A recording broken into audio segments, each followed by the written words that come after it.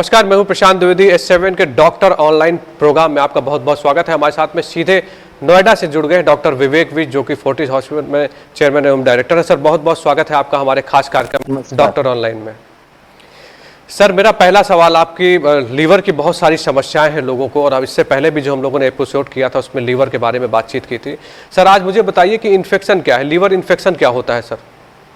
हाँ प्रशांत, तो liver infection एक बहुत बड़ा टॉपिक है जी। और ये हेट्रोजीनस डिजीज है। इसका मतलब ये है कि लिवर में बहुत तरह की इन्फेक्शन हो सकती हैं। अब इन्फेक्शंस को अगर हम लिवर की डिवाइड करें तो हम कॉमनली 3 पार्ट में डिवाइड करते हैं उसको। एक तो वायरस की इन्फेक्शन होती है जिसको वायरल हेपेटाइटिस बोलते हैं। सेकंड, बैक्टीरिया की इन्फेक्शन होती है। और तीसरा जो हमारे पैरासाइट होते हैं जैसे कि इकाइनोकोकस, जो बंद गोभी वगैरह खाने से होते हैं, उनकी इन्फेक्शन होती है। सो 3 तरह की इन्फेक्शन लिवर में कॉमन होती है। अब हम वायरल इन्फेक्शंस करें तो सबसे वायरस, डिफरेंट तरह के हेपेटाइटिस वायरस होते हैं। तो जो लिवर को स्पेसिफिकली अफेक्ट करते हैं वो virus A, B, C, D और ई। आप पहले जो 5 अल्फाबेट है उनसे याद रख सकते हैं, ए, बी, सी, डी, ई। और जो बैक्टीरिया है वो बहुत तरह के होते हैं, उसके बारे में हम बाद में बात करेंगे जी। और जो इकाइनोकोकस होता है, जो कि एक काइंड ऑफ वाटर बॉल होती है, जो कि एनिमल से पहले उनकी फीसिस में स्प्रेड होती है। बंद गोभी में या कोई और फ्रूट्स में अगर उनको वेजिटेबल्स को रॉ खाया जाए तो हमारे लिवर में या ब्रेन में इकट्ठी हो सकती है। तो इकाइनोकोकोसिस बोलते हैं उसको। ये 3 मेजर कैटेगरी हैं इन्फेक्शन की हमारे।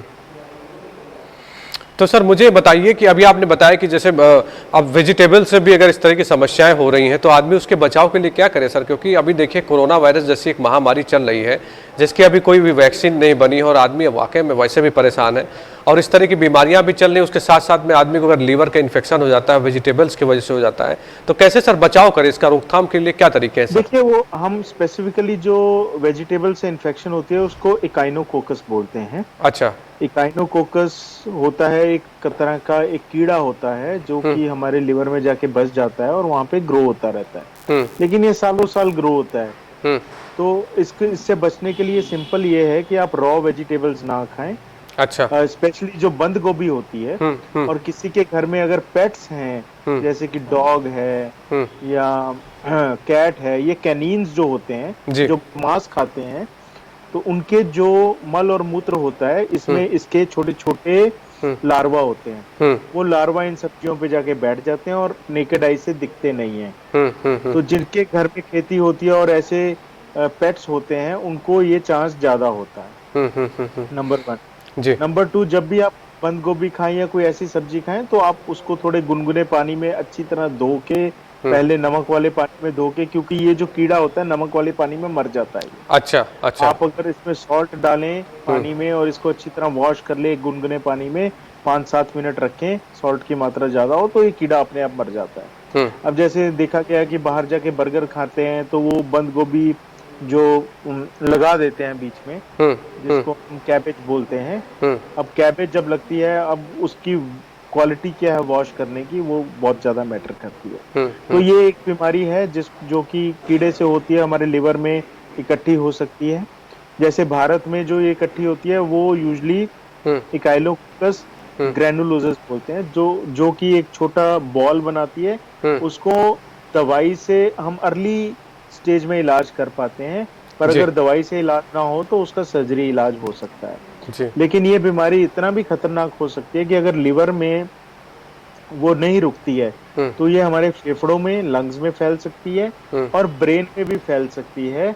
और ब्रेन में फैलने की वजह से इसकी हमें जो कन्वल्जन्स हैं, सीजर्स हैं, उसकी प्रॉब्लम भी आ सकती है। तो जो रॉ वेजिटेबल्स हैं उसको एक हैबिट होनी चाहिए हमें कि अच्छी तरह गुनगुने पानी में थोड़ा सा सॉल्ट डाल के, रॉ वेजिटेबल्स स्पेशली, या फिर अगर नहीं भी सॉल्ट डालना तो अच्छी तरह से पत्तों को साफ करके फिर ही उसको यूज करना चाहिए। अच्छा सर, आपने लीवर की बीमारियों के बारे में बताया कि हेपेटाइटिस ए, बी, सी, मतलब कई सारे बताए आपने, अल्फ़ाबेट के तरीके से ई तक बताए हैं मुझे। तो मुझे सर बताइए कि क्या होता है ए, बी, सी, मतलब क्योंकि बी, हेपेटाइटिस बी के बारे में तो बहुत अवेयरनेस भी थी और लोगों को बताया भी गया था, टीकाकरण भी हुआ था, भारत सरकार ने किया था जैसा मुझे याद है। लेकिन ये सर आगे के जो आपने बताए ये कैसे होते हैं, मतलब इससे क्या लक्षण होते हैं सर?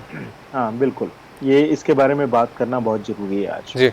हेपेटाइटिस वायरस होते हैं, जैसे कि कोरोना एक वायरस है, वैसे ही हेपेटाइटिस के वायरस होते हैं। जी। हेपेटाइटिस का मतलब है जो स्पेसिफिकली लिवर के सेल को अफेक्ट करे। सो जो लिवर के स्पेसिफिक वायरस हैं उसको हेपेटाइटिस वायरस बोलते हैं। अब हेपेटाइटिस वायरस को दो कैटेगरीज में आप जनरली डिवाइड कर सकते हैं। जी। ये दो कैटेगरीज होती हैं, एक वो जो खाने पीने से स्प्रेड होते हैं, दूसरे वो जो sexual contact, blood transfusion, tattooing, needle से स्प्रेड होते हैं। Okay sir. उनके लिए या तो सेक्सुअल कांटेक्ट चाहिए होता है या डायरेक्टली ब्लड में वो घुस जाए तभी स्प्रेड होते हैं, वो खाने पीने से स्प्रेड नहीं होते। अब ये दो चीजें बहुत डिफरेंट हैं। इनको समझने के लिए आप ये मानेंगे, एक एक एग्जांपल लेंगे। जी जी। जो हेपेटाइटिस ए और ई है, ये जो होते हैं ये स्प्रेड होते हैं हमारे खाने से और गंदा पानी पीने से। अच्छा। आप किसी भी रोड साइड वेंडर के पास जाएंगे, अगर उनका पानी ठीक नहीं है या हमारा नल जो डीडीए का या किसी का भी नल के पानी से आ रहा है उसमें कुछ लीकेज है, उसमें कंटेमिनेशन हो गई है, या खाना बहुत पुराना है, किसी को किसी भी वेंडर को, किसी भी शेफ को अगर हेपेटाइटिस ए या ई की प्रॉब्लम है, तो अगर वो ठीक से पर्सनल हाइजीन का ध्यान नहीं रखते हैं तो खाने में भी वो स्प्रेड हो सकता है। तो गंदा खाना खाने से, गंदा पानी पीने से हेपेटाइटिस ए और ई स्प्रेड होता है। अब मैं ये यहाँ बता देना चाहता हूँ कि ये यंग लोगों को भी हो सकता है। जी। अब जब हेपेटाइटिस ए और ई किसी को स्प्रेड होता है तो सडनली उनका लिवर का बिलिरुबिन और एंजाइम लेवल बढ़ने शुरू हो जाते हैं। अब नॉर्मल अगर एसजीओटी, एसजीपीटी या अल्कलाइन फॉस्फेटेज या एएलटी, एएसटी अगर हमारे 50 से नीचे हैं तो इनके हजारों में पहुंच सकते हैं, 1000, 2000, 3000। तो ये अपने आप में खतरनाक बीमारी है, क्योंकि कुछ चांस रहता है, चाहे 1% चांस ही रहे, कि हमारे लिवर को ये एक्यूटली फेल कर सकता है, एक्यूट लिवर फेलियर कर सकता है। हेपेटाइटिस ए से ये कम होता है, हेपेटाइटिस ई से बहुत ज्यादा होता है। तो हेपेटाइटिस ये किसी भी यंग को हो जाए, मिडिल एज को हो जाए, किसी को भी हो जाए, तो सडनली बिलिरुबिन बढ़ता है, एंजाइम बढ़ते हैं, पीलिया दिखना शुरू हो जाता है, शरीर में कमजोरी आ जाती है, प्यास कम लगती है, भूख कम लगती है, तो ये सारे लक्षण शुरू हो जाते हैं। लेकिन 99% केसेस में ये दोनों बीमारियां अपने आप सेटल हो जाती हैं। अच्छा, ठीक हो जाती हैं अपने आप? जी। 99%। अच्छा। वेट करना पड़ता है इनके। प्रॉब्लम आती है 1 से 2% केसेस में। अब ये जो 1 से 2% केसेस हैं जिनको ऑलरेडी लिवर की कोई नीचे समस्या चल रही है पहले, अगर उसके ऊपर ये हो जाए तो बहुत बड़ी प्रॉब्लम हो सकती है। दूसरी बात, हेपेटाइटिस ई वायरस के बारे में स्पेशली मैं अपने जो श्रोता हैं या देख रहे हैं लोग, उनको ये बताना आपके चैनल के थ्रू बताना चाहता हूँ। हेपेटाइटिस ई एक ऐसा वायरस है जो कि प्रेग्नेंट लेडीज को बहुत अफेक्ट करता है। अगर आप प्रेगनेंसी में हैं तो आपकी इच्छा होती है कि आप बाहर जाके चाट पकौड़ी खाएं, गोलगप्पे खाएं। वही सोर्स है कि हेपेटाइटिस ई आप वहां से उठाएंगे। चांसेस इसमें 1% नहीं, 5 से 10% बन जाते हैं कि आपका लिवर एक्यूटली फेल हो सकता है। और जब प्रेग्नेंट लेडी को हेपेटाइटिस ई होता है और लिवर फेल होता है तो माता और बच्चा दोनों की जान खतरे में पड़ जाती है। जी जी बिल्कुल। और हम उस समय अगर लिवर ट्रांसप्लांट उस सिचुएशन में करते हैं तो हम बच्चे को बचाना बहुत ही मुश्किल हो जाता है। मदर को तो बचाया जा सकता है ट्रांसप्लांट करके, पर फिर भी वो ट्रांसप्लांट की पेशेंट बन जाती हैं, पोस्ट ट्रांसप्लांट पेशेंट बन जाती हैं लाइफ लॉन्ग। एक छोटी सी गलती हमारी हमने बाहर से खाना खाया गंदी जगह से, वहां से हेपेटाइटिस ई उठाया, उसका इतना ज्यादा भुगतान हमें करना पड़ता है। प्रेगनेंसी में स्पेशली हमें इन वायरसेस से बचने के लिए साफ खाना, घर का खाना, धुला हुआ, उबला हुआ और अच्छा खाना खाना है जो पका हुआ हो। तो इससे अगर आप सहमत हो तो आपकी जो ये प्रॉब्लम्स हैं, एक्यूट प्रॉब्लम्स खत्म हो जाए। अच्छा सर, देखिए एक तरह से फैशन चल गया, मतलब अगर प्रेगनेंसी होती है तो फैशन क्या कहें, एक तरह से आपने कहा कि खाने का एक हैबिट तो बढ़ी जाती है, लेकिन जो बाहर खाने का तरीका है उसको बड़ा पिक्चराइज करते हैं लोग। आइसक्रीम खा रहे हैं बाहर या चाट पकौड़ी खा रहे हैं जैसा आपने कहा। तो जाहिर सी बात है, अगर कोई प्रेग्नेंट महिलाएं हैं जो हमारे कार्यक्रम को सुन रहे हैं, और डॉक्टर विवेक विज एक दिल्ली के जाने माने एक बड़े डॉक्टर के तौर पर हैं और नामी गिरामी, जिस तरह से वो बता रहे हैं उनका बहुत बड़ा एक्सपीरियंस है। तो मैं आपसे निवेदन करूंगा कि अगर आप प्रेग्नेंट हैं तो इन सब चीज़ों का बहुत ख्याल रखें, क्योंकि आपके साथ साथ में एक नवजात शिशु की भी जिंदगी जुड़ी हुई है आपसे, तो खासा ख्याल रखना चाहिए आपको। जी सर, तो फिर आगे क्या बताइए सर, मतलब ये हेपेटाइटिस और कौन कौन से होते हैं तो सर? हमने एक ग्रुप किया जो कि खाने पीने से स्प्रेड होता है, हेपेटाइटिस ए और ई वायरस। जी ठीक है जी। दूसरा ग्रुप है जिसको जो यूजुअली क्रॉनिक हेपेटाइटिस करता है, एक्यूट नहीं करता। ए अच्छा। और ई एक्यूट करते हैं, एक्यूट करते ये हैं। एक बार होने के बाद खत्म हो जाते हैं और दोबारा यूजुअली नहीं होते हैं। जी जी।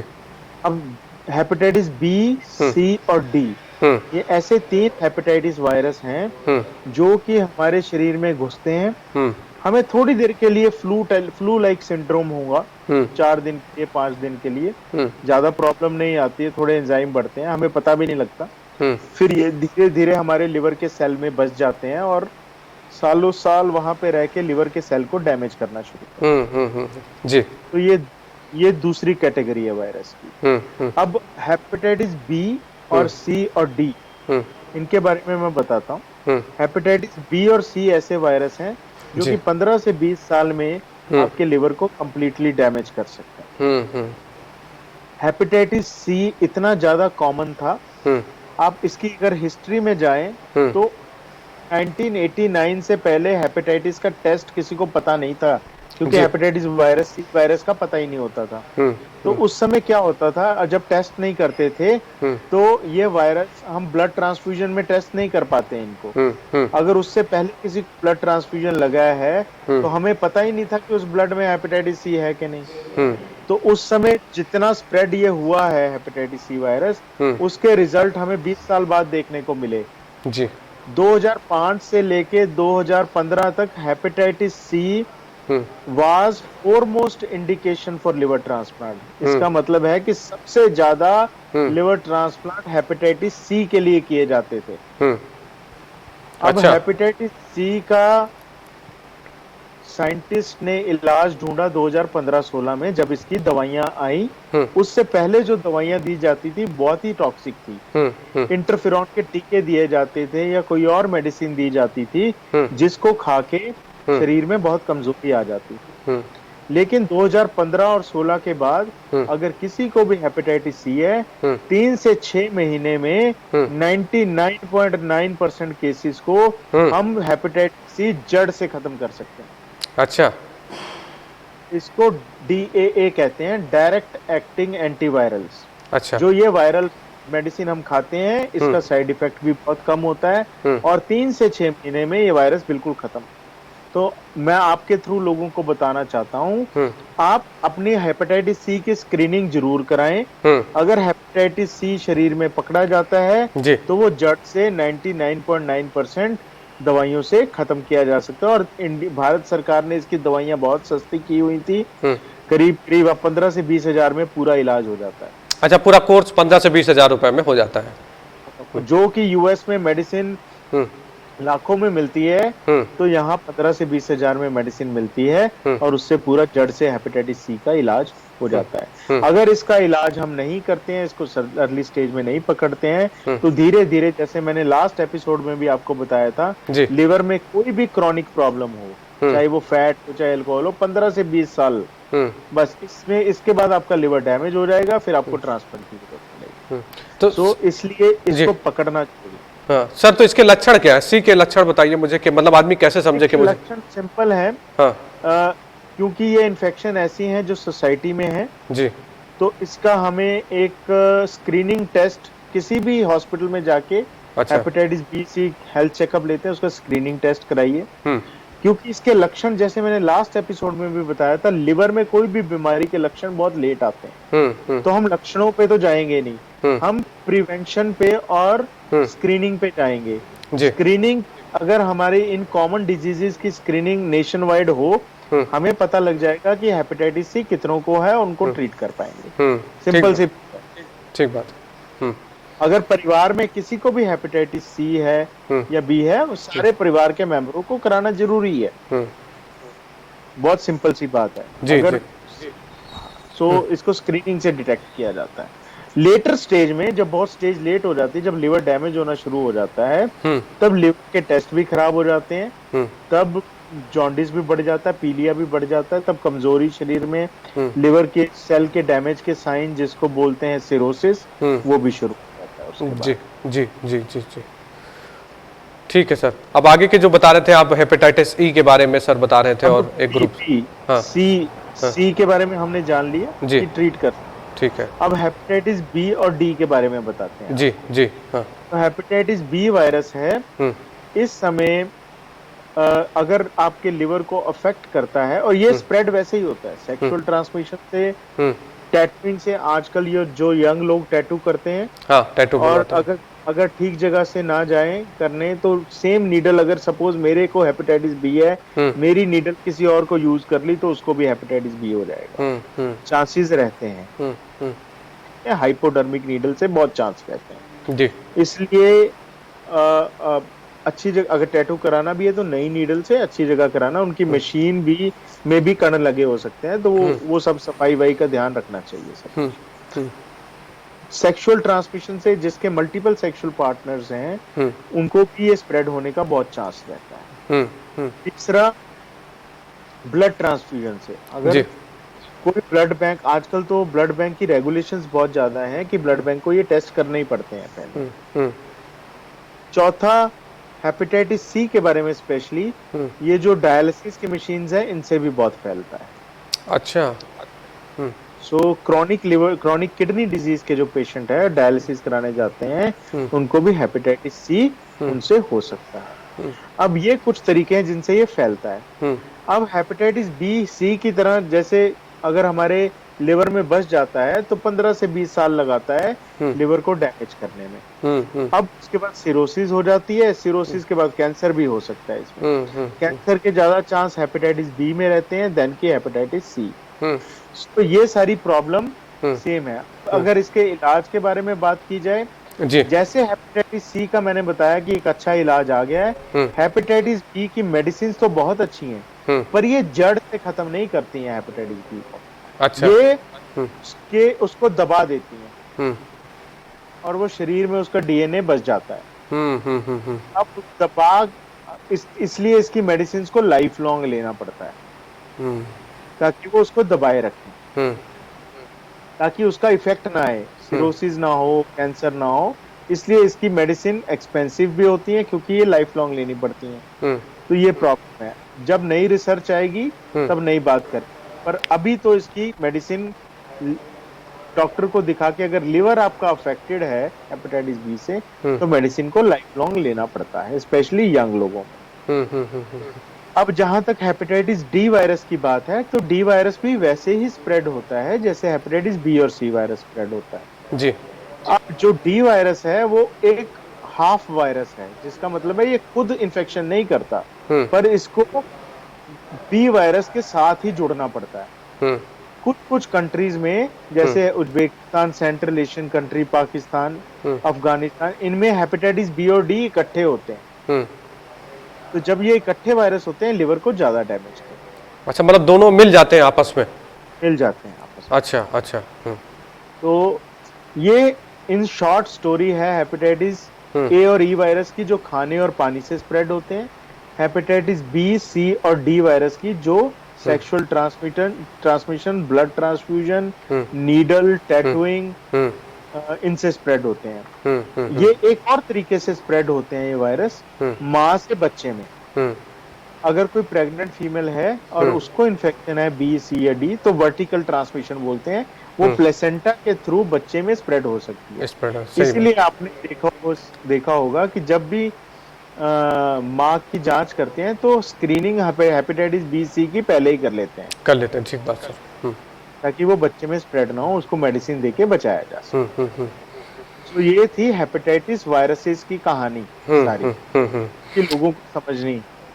बिल्कुल ठीक बात सर। और आपने जिस तरह से बताया, जाहिर सी बात है जो लोग हमारे साथ में जुड़े उनको बहुत सारी जानकारियां मिल रही होंगी। और एक जो भ्रांतियां हैं लीवर को लेकर, काफ़ी सारे लोग परेशान रहते हैं। आज के समय में देख लीजिए आप, युवा भी इसके शिकार होते जा रहे हैं लगातार। और मतलब मैं देखता हूं सर, अधिकतर लोग जो ड्रिंक नहीं कर रहे हैं वो भी कहीं ना कहीं लीवर के पेशेंट हो रहे हैं। तो इसमें सोचने की जरूरत है और आप मतलब एक सार्थक प्रयास कर रहे हैं। सर मैं एक बात कभी कभी सोचता हूँ, समझना चाहता हूँ कि जैसे आपने बताया कि आप मतलब मैंने देखा लगातार कि आप पाकिस्तान भी जाते हैं, उज्बेकिस्तान भी जाते हैं, इंडिया में भी आप सेवाएं देते हैं। तो सर ये कुछ ऐसा लगता है जैसे आपने बताया कि वहां पे 2 वायरस मिल जाते हैं, तो इंडिया में किस तरह के वायरस, मतलब ये हेपेटाइटिस किस तरह के ज्यादा मरीज दिखाए? इंडिया पाकिस्तान में हेपेटाइटिस सी बहुत कॉमन था। अच्छा। नई दवाई आने की वजह से हेपेटाइटिस सी का इलाज काफी अच्छा होना शुरू हो गया। अभी ट्रांसप्लांट के लिए हेपेटाइटिस सी के पेशेंट बहुत कम आते हैं क्योंकि वो ठीक हो जाते हैं। और आपने बताया हाँ, अभी इंडिया में प्रॉब्लम हेपेटाइटिस बी की ज्यादा है और बाकी जो हेपेटाइटिस ई वायरस है प्रेग्नेंट फीमेल्स को बहुत अफेक्ट। तो मतलब बी की तो आपने बताया कि कोई दवा आई है लेकिन वो दबाती है उसको, मतलब कि एक तरह से जहां पे जो भी होता है रुक जाता है और एक तरह से वो बढ़ता नहीं। कैंसर की समस्या नहीं हो सकती। दूसरा ये है कि आपका लीवर फेल नहीं हो सकता। सर मुझे एक बात बताइए कि बहुत सारी भ्रांतियां इसको लेकर भी हैं कि लीवर ट्रांसप्लांट कराना, मतलब एक तरह से लोग घबरा जाते हैं, डर जाते हैं और उनको लगता है कि अब हम बच नहीं पाएंगे, मतलब अब तो जिंदगी के अंतिम दिन चल रहे हैं। तो कैसे देखते हैं सर आप, क्योंकि आपने कई सारे लीवर ट्रांसप्लांट किया जैसा मुझे पता है, तो क्या कहेंगे सर इस बारे में आप? देखो प्रशांत, तो हम अपनी बैकग्राउंड बताते हैं जी। अगर दुनिया भर में देखा जाए तो लिवर ट्रांसप्लांट, पहला लिवर ट्रांसप्लांट जो सक्सेसफुल हुआ था वो यूएस में हुआ था 1967 में। जी। थॉमस टार्जल को फादर ऑफ लिवर ट्रांसप्लांट बोला जाता है। उन्होंने बहुत मेहनत की इस स्पेशलिटी को सेट करने में। अब 1990 तक सारे कैडेवर ट्रांसप्लांट होते थे। कैडेवर ट्रांसप्लांट का मतलब है हम ब्रेन डेड कैंडिडेट से ऑर्गन निकालते थे और लोगों को देना शुरू करते थे। 1995-96 में लिविंग डोनर लिवर ट्रांसप्लांट का इजाद हुआ जापान में। और इंडिया में 2001 से हम regularly living donor liver transplant कर रहे हैं। अगर जब मैंने ट्रांसप्लांट शुरू किया था 2001-2002 में, तब सक्सेस रेट इसका कुल मिला के 40 से 50% था। अच्छा। मतलब 100 पेशेंट ऑपरेट करते थे तो 50 मर जाते थे। अभी आज की डेट में फोर्टिस हॉस्पिटल में हमने 1500 लिवर ट्रांसप्लांट कंप्लीट कर लिए हैं पिछले 7-8 साल में। 1500? आप समझ सकते हैं, 1500 ट्रांसप्लांट हमने कंप्लीट कर लिए हैं। और अगर अब हम अपना सक्सेस रेट समझते हैं तो 97 to 98%। अगर हम 100 ट्रांसप्लांट करते हैं तो 97 लोगों को हम हॉस्पिटल से डिस्चार्ज अच्छी कंडीशन में कर पाते हैं। अब इनका आगे जाके क्या होता है, अगर हम 10 साल के लिए इन 97 पेशेंट जो डिस्चार्ज हो गए इनको देखें तो करीब 75 पेशेंट 10 साल के बाद भी जिंदा रहते हैं। अब इससे ज्यादा सक्सेसफुल ट्रीटमेंट मुझे नहीं लगता मेडिकल साइंस में कोई और होगी। अगर आप कैंसर को देखें या किसी भी प्रॉब्लम को देखें, इतनी सक्सेसफुल ट्रीटमेंट नहीं होती है। तो लिवर एक ऐसा ऑर्गन है जो ट्रांसप्लांट को बहुत अच्छे से एक्सेप्ट करता है। तो ट्रांसप्लांट अब डरना जायज है क्योंकि ये बड़ी चीज है। पर मैं ये समझता हूं आपकी समझदारी इसमें है कि आप नॉलेज गेन करें। बिल्कुल ठीक। जब नॉलेज आपके पास होगी, जब वो नॉलेज होगी कि हाँ ट्रांसप्लांट सक्सेसफुल है, तो आप थोड़ा डर आपका कम होगा। दूसरी बात, ट्रांसप्लांट ऐसी सिचुएशन में किया जाता है कि जब आप ट्रांसप्लांट के बिना ज्यादा देर तक लंबे जिंदा नहीं रह सकते। जी। जब हमारे पास एक तरफ है ही खाई तो क्या करेंगे आप? डरने से क्या फायदा फिर उस चीज से? दूसरी तरफ आपके पास होप है। बिल्कुल 97% की होप है। तो ट्रांसप्लांट एक बहुत लंबी जर्नी तय करके आया है। मैंने बताया 1967 से। हम किसी एपिसोड में सिर्फ ट्रांसप्लांट के बारे में भी बात करेंगे। बिल्कुल बिल्कुल, जी जी बिल्कुल सर, बात करेंगे जिसमें लोग अवेयर रहे उससे। बिल्कुल ठीक बात है। 1997 से लेके अब तक ट्रांसप्लांट अब ऑलमोस्ट काफी देशों में होता है और उसका सक्सेस रेट बहुत अच्छा है। लॉन्गेस्ट सर्वाइवर अगर हम ट्रांसप्लांट के देखें 35 साल, 40 साल, 50 साल के भी हो गए हैं। सो ट्रांसप्लांट एक सक्सेसफुल ट्रीटमेंट है, आप इससे डरे मत। जब एक तरफ हमारा प्रॉब्लम लिखी हुई है कि अब सॉल्व नहीं हो सकती, तो ट्रांसप्लांट ही एक हमारा उसमें महत्वपूर्ण सॉल्यूशन बन के आता है। अब अगर ट्रांसप्लांट की बात करें तो जो शिवा ने गणेशा को किया था वो भी ट्रांसप्लांट ही था। भगवान शंकर ने, जी बिल्कुल ठीक बात कर रहे हैं। हाँ, वो हाईएस्ट लेवल ऑफ ट्रांसप्लांट था। हाईएस्ट लेवल समझते हैं? उसमें क्या किया गया था? अभी हम ट्रांसप्लांट करते हैं, अगर इंसान को चाहिए तो मैं इंसान से ही लिवर ले सकता हूँ। बिल्कुल बिल्कुल बिल्कुल बिल्कुल। वो जीनो ट्रांसप्लांट नहीं है, इसको एलो ट्रांसप्लांट बोलते हैं। जी जी जी। एलो ट्रांसप्लांट का मतलब सेम स्पीसीज से। जो शिवा ने किया था वो था जीनो ट्रांसप्लांट। डिफरेंट स्पीसीज से लेके हेड ट्रांसप्लांट किया। उसमें 3 चीजें इंपॉर्टेंट थी, आप समझे। पहली चीज, अभी तक हेड ट्रांसप्लांट सक्सेसफुल नहीं हुआ है दुनिया में। उसको हेड ट्रांसप्लांट कह लें या बॉडी ट्रांसप्लांट कह लें, कुछ भी, पर वो दुनिया में सक्सेसफुल नहीं हुआ। हाँ। पर हमारे पुराणों में वो मेंशन्ड है। दूसरा, उस ट्रांसप्लांट वो जीनो ट्रांसप्लांट था, मतलब किसी और स्पीसीज से, एलिफेंट से लेके हेड गणेशा पे लगाया गया था। वो सक्सेसफुल नहीं हुआ अभी। तीसरा, उसके बाद कोई मेडिसिन ही नहीं दी गई, इम्यूनो सप्रेशन। तो लग गया कोई ऐसा एक मंत्र फूक दिया गया, दवाई दे दी गई या जड़ी बूटी दे दी गई कि वो सक्सेसफुल रहेगा। अभी हम उस स्टेज तक ये रिसर्चेस चल रही हैं। हेड ट्रांसप्लांट की रिसर्च भी चल रही है, जीनो ट्रांसप्लांट की रिसर्च भी चल रही है, इम्यूनो सप्रेशन की रिसर्च भी चल रही है, पर अभी हम उससे कोसों दूर है। सो ट्रांसप्लांट से डरे मत। जब जान आगे सामने हमारे खतरा है तो उससे बचना है हमें। बिल्कुल ठीक बात सर। अगर किसी तरीके से नहीं बच सकते तो ट्रांसप्लांट ही बचाएगा। बिल्कुल ठीक बात है सर। इसके बारे में हम एक पूरा एपिसोड लेंगे, 1-2। बिल्कुल बिल्कुल, हाँ, लंबी चर्चा करेंगे सर। और मेरा तो कहना ये है कि आप पहले जानकारी रखिए, आप एक तरह से जागरूक रहिए, क्यों इस तरह की समस्या का सामना आपको करना पड़े।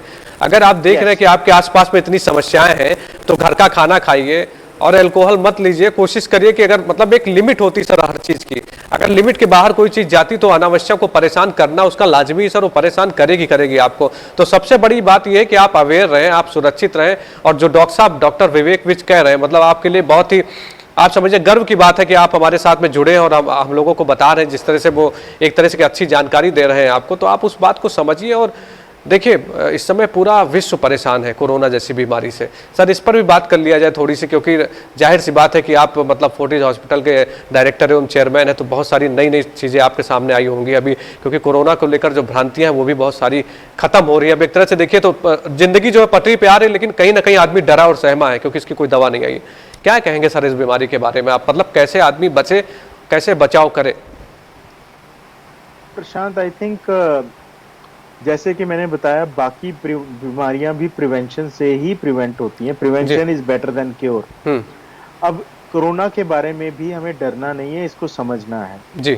अब इसकी जो 3 सोशल मेजर्स हैं जो कि सबको पता है, जैसे बार बार हाथ साफ करना, सोशल डिस्टेंसिंग, 2 मीटर का डिस्टेंस मेंटेन करना और मास्क लगा के रखना अच्छी तरह से, ये तीनों चीजें अच्छे तरीके से करनी चाहिए। मास्क ऐसे नहीं लगाना चाहिए कि आप सड़क पे चल रहे हैं मास्क लगा लिया। आजकल तो चालान कट रहे हैं इसलिए लोग मास्क सड़क पे लगा के चलते हैं, ठीक है, पर वो ज्यादा इंपॉर्टेंट नहीं है। मैं समझता हूँ कहीं ना कहीं अकेला इंसान सड़क पे चल रहा है, उसको मास्क की जरूरत नहीं है। जी, जी। जरूरत कब है, प्रॉब्लम क्या होती है, जैसे ही वो इंसान किसी से इंटरेक्ट करना शुरू करता है, शॉप पे जाता है, तो अपना मास्क ऐसे नीचे उतार लेता है बात करने।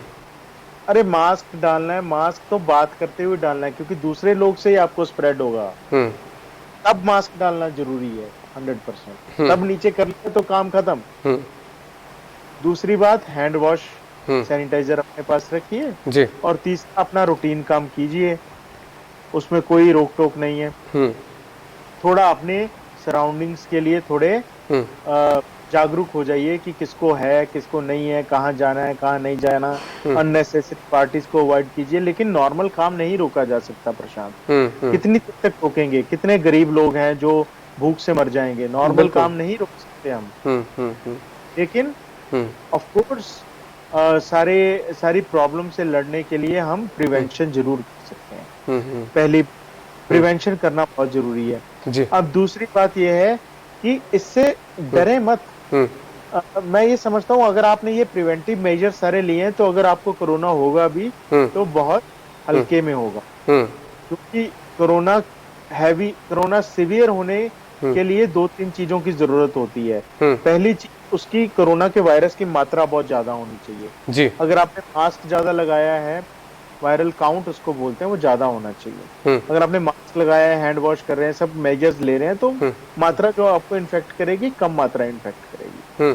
दूसरी बात, अगर आपने मास्क नहीं लगाया और आप पूरा इनहेल करके अपने लंग्स के अंदर ले जा रहे हैं सब कुछ, तो ज्यादा प्रॉब्लमेटिक है जी। तो इस प्रिवेंशन का ध्यान रखते हुए अगर आपको कोरोना होगा अभी तो 97-98% केसेस में वो एक सिंपल खांसी जुकाम की तरह निकल जाता है। ठीक बात सर। लेकिन 2 से 3% केसेस में लोग फंसते हैं, स्पेशली सबसे ज्यादा हेल्थ केयर वर्कर्स, डॉक्टर्स, क्योंकि वो जब पेशेंट को ट्रीट करते हैं उनके पास जाना पड़ता है उनको, और पता होता है कि उसकी वो वायरस डोज बहुत ज्यादा है। मैं ये समझता हूँ कि जो हमारे साथी कोरोना का पेशेंट का इलाज कर रहे हैं वो ऐसे हैं कि वो भगवान से भी ज्यादा है इस समय, फ्रंट लाइन वॉरियर, एकदम बात ठीक सर, वॉरियर्स हैं। आप इस युग में जब इंसान इतना सेल्फिश हो गया है तब ये जो डॉक्टर कर रहे हैं ये एकमात्र ऐसा है कि अभी डॉक्टर्स को अगले 100 साल एटलीस्ट रिस्पेक्ट ही दे दो, उतना ही काफी है। एकदम बात ठीक सर, ठीक बात, एकदम योद्धा के तौर पे आप लोग लगे हुए हैं, भगवान की तरह आप लोगों को मानना चाहिए, क्योंकि जाहिर सी बात है, मैंने देखा, मैं कुछ आंकड़े देख रहा था, कितने सारे डॉक्टर्स जो है सेवा भाव करने में सर हमारे बीच में नहीं रहे। सच्ची श्रद्धांजलि देता हूं मैं ऐसे डॉक्टरों को, और मैं सैल्यूट करता हूं ऐसे डॉक्टरों को, मतलब कि जिन्होंने अपनी जान की बाजी लगाकर हर एक आम आदमी की रक्षा की सर। तो मैं तो मानता हूं कि धरती पर जो भी डॉक्टर हैं वो भगवान के तुल्य हैं, और सभी को उनकी रिस्पेक्ट करनी चाहिए। कम से कम उनके बारे में आप अच्छी बातें करिए, उनको इज्जत दीजिए, कुछ गलत मत करिए, क्योंकि कोई भी डॉक्टर नहीं चाहता कि उसका पेशेंट कभी भी परेशानी में आए सर। जी सर, एक जनरल बात भी किसी दिन ये भी पूरा एपिसोड करेंगे, डॉक्टर्स को किन प्रॉब्लम्स को फेस करना पड़ता है, जो हॉस्पिटल हम कॉर्पोरेट में काम करते हैं, किन प्रॉब्लम्स को फेस करना पड़ता है, वो भी बात करेंगे किसी एपिसोड में। बट जनरली स्पीकिंग अगर मैं डॉक्टर बना हूँ तो मैं किसी की जान बचाने के लिए बना हूँ। ठीक बात सर, ठीक है, मेरा पेशा ये है, मेरी जो रोजी रोटी है, पेशा कह लो, मेरा प्रोफेशन कह लो। अब मैं कोई ऐसा कदम नहीं उठा सकता कि मैं जानबूझ के किसी को डैमेज करूं। बिल्कुल ठीक बात। अगर मेरे में इतनी ताकत हो प्रशांत कि मैं दुनिया भर में मैं सबकी जान बचा लूं, तो फिर कोई मरे ही ना जिंदगी में। सही बात है सर। मैं सिर्फ ये मैसेज पास करना चाहता हूं कि डॉक्टर्स अपने दिल से, जान से सबको बचाने की कोशिश करते हैं, और हमें उनके बारे में बुरा नहीं बोलना चाहिए। वो बुरा बोलने से उनका मोराल डाउन होता है। अब काम तो नहीं छोड़ सकते हम, पर अगर मोराल ही अच्छा नहीं रहेगा तो एक साइंस में टर्म होती है जो हर जगह प्रचलित है, जिसको हम डिफेंसिव मेडिसिन बोलते हैं। अब डिफेंसिव मेडिसिन का मतलब ये होता है कि मैं सिक पेशेंट को टच ही नहीं करूंगा, सिक पेशेंट को। अब इससे सोसाइटी का ही नुकसान होगा। बिल्कुल होगा सर, बिल्कुल। अगर मुझे पता है कि उस पेशेंट के मरने के चांस 50% से ज्यादा है, मैं लूंगा ही नहीं केस अपने हाथ। और सर नुकसान हुआ। सर मैंने देखा कि मतलब जिनके 50%, मतलब किसी भी रोग को ले लीजिए, 50% से कम अगर जिंदा रहने के होते हैं चांसेस, लेकिन तब भी डॉक्टर पूरी शिद्दत के साथ लगते हो सर, वो ठीक है आज की डेट में, मतलब वो मतलब एकदम ठीक हो जाते हैं, स्वस्थ हो जाते हैं, और अपने घर परिवार वालों के साथ में रहते हैं। तो अगर आप ये प्रयास नहीं करेंगे, जाहिर सी बात है सर कि जब आप प्रयास करेंगे तभी तो आगे बढ़ पाएंगे ना। और आपने कहा कि जिस तरह से सरकारें, जिस तरह से वैज्ञानिक लगे हुए, कुछ ना कुछ नया प्रयोग करने में लगे हैं। और सर देखिए, इतनी बड़ी बीमारी है ये, मतलब जिस तरह से संकट पे देश चल रहा है, भारत के प्रधानमंत्री को देख लीजिए, आपके कितने सारे फॉलोअर्स हैं, वो जब संबोधित करते तो लोग एकजुट होकर सुनते हैं। और उन्होंने डॉक्टर्स के बारे में जिस तरह से कहा, मतलब हम लोग भी कहते हैं कि डॉक्टर्स भगवान तुल्य हैं। सर आप जैसे व्यक्ति इस देश में हैं, मुझे तो गर्व है आप पर और आपकी सेवा पर, और मैं सदैव गर्व करूंगा भी, क्योंकि जिस तरह से आप सेवा भाव से काम करते हैं वो अपने आप में सर काबिले तारीफ है। और अगले हफ्ते हम लोग लीवर ट्रांसप्लांट के बारे में बात करेंगे और उसके बाद फिर डॉक्टर्स की जो मनोदशा उस पर भी बातचीत करेंगे। सर सीधे आप हमारे साथ में जुड़े नोएडा से, इसके लिए आपका सर बहुत बहुत धन्यवाद, बहुत बहुत साधुवाद सर आपका। Thank you Prashant ji. Thank you sir. तो ये थे डॉक्टर विवेक विज जो हमारे साथ में सीधे नोएडा से जुड़े थे। हम आपको बता दें कि लीवर संबंधित जो भी समस्याएं थी, अगर आपको कुछ समस्या है तो आप हमारे व्हाट्सएप नंबर 9454000013 पर अपने क्वेश्चंस डालिए, क्योंकि डॉक्टर विवेक विज हमारे साथ में हर रविवार को मौजूद रहते हैं और ये देश के नामी गिरामी डॉक्टर हैं और इन्होंने लीवर की बेसिक समस्याएं कैसे होती हैं, उसके क्या रोकथाम है, लक्षण क्या हैं, उनके बारे में बताया। और जैसा कि इन्होंने बताया कि आदमी को सही दिशा में चलना चाहिए। आप क्यों पहले आपको बीमारी हो ना, आप ऐसी कोशिश करो। और देखो आप वायरस हर जगह पे चल रहा है, इस समय कोरोना वायरस जैसी बीमारी चल रही है जिससे हम लोग परेशान हैं, और पहले भी वायरस थे, लेकिन आपको सूझबूझ के साथ में आगे बढ़ना है। और उन्होंने डॉक्टर साहब ने एक बहुत बड़ी बात ये भी कही कि कोरोना वायरस है, लेकिन आपको अपनी ज़िंदगी के पहिए को भी चलाते रहना है। और जब आप सुरक्षित रहना चाहते हैं तो जो भी भारत सरकार की गाइडलाइन है, जो भी उत्तर प्रदेश सरकार की गाइडलाइन है, उसको मानिए, क्योंकि समस्याएं हैं सामने। आप देखिए जो आंकड़े आ रहे हैं वो कहीं ना कहीं चौंकाने वाले आ रहे हैं। तो आपको अपने आप को सुरक्षित रखना है, समाज को सुरक्षित रखना है, और सबसे ज़रूरी काम आपको करना है मास्क लगाना है। और कोशिश करिए बाहर कम निकलिए, बाज़ारों में कम जाइए, भीड़ में कम खड़े होइए, क्योंकि अगर आप सुरक्षित रहेंगे तो आपका परिवार और समाज भी सुरक्षित रहेगा।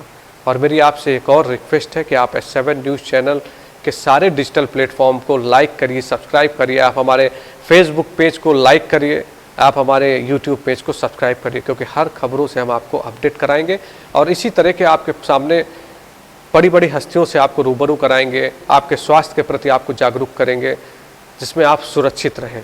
S7 को आप देखते रहिए। नमस्कार।